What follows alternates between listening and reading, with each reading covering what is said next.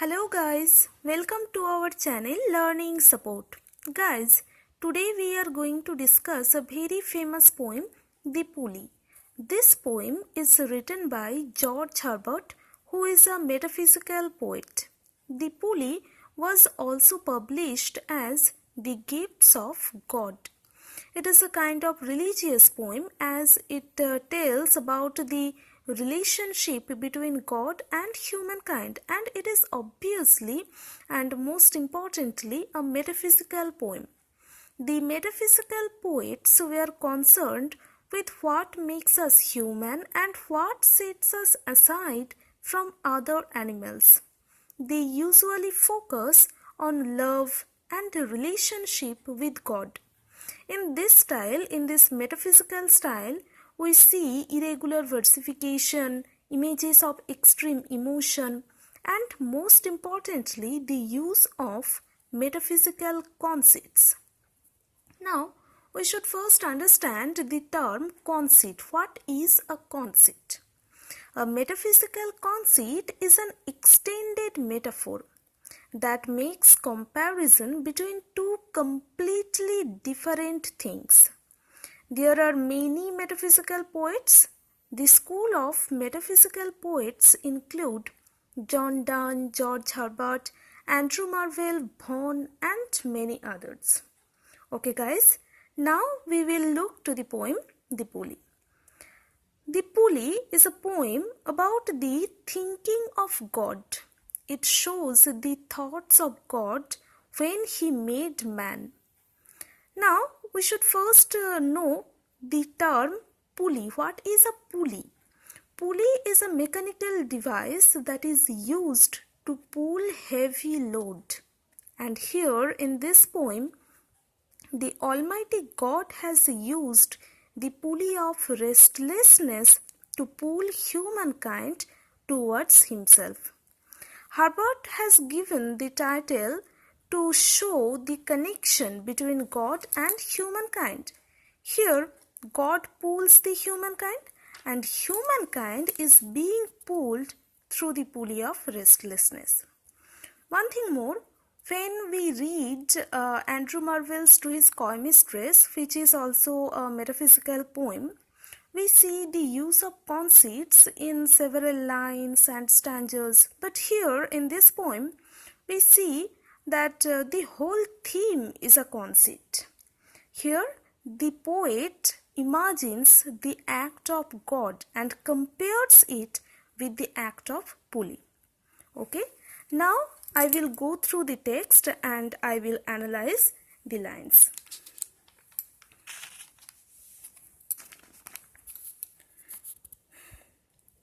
When God at first made man, having a glass of blessings standing by, let us, said He, pour on Him all we can.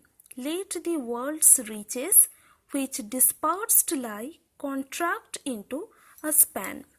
In this first stanza, the poet says that when God first made man, He had a glass of blessings.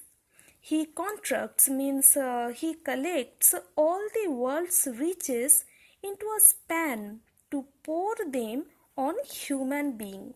Here pour means flow or shower, and world's riches refers to the blessings like strength, beauty, pleasure, etc.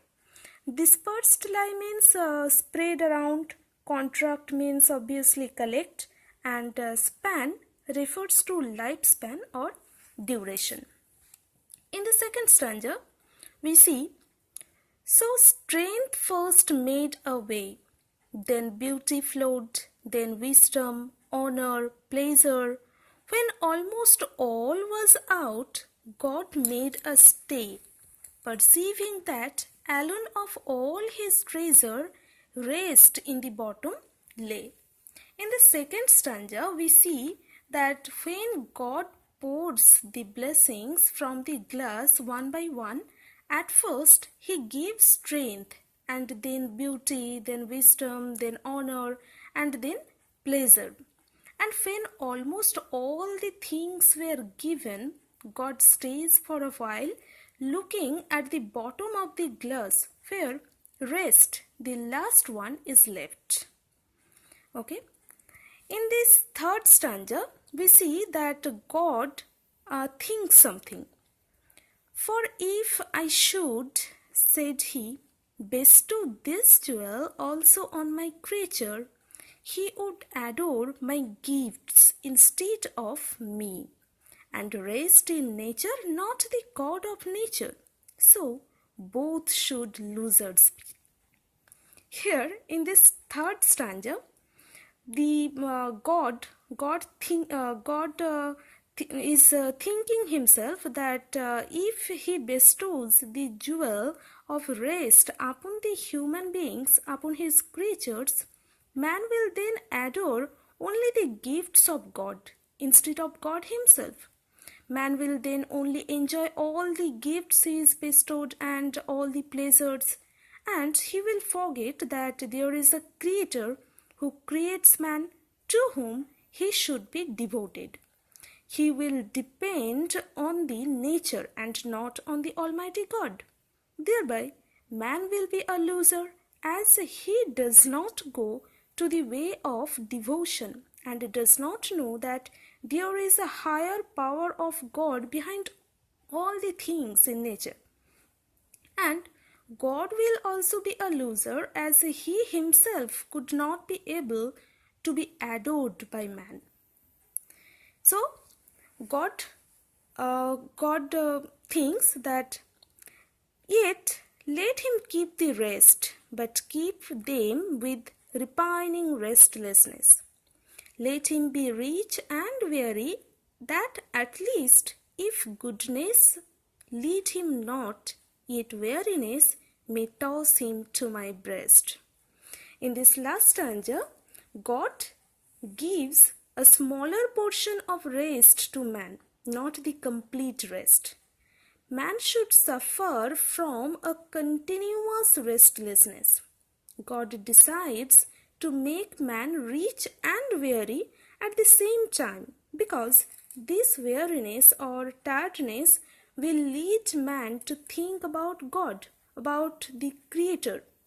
If he does not remember that there is the Almighty God behind all the goodness of nature, at least this tiredness will throw him to God.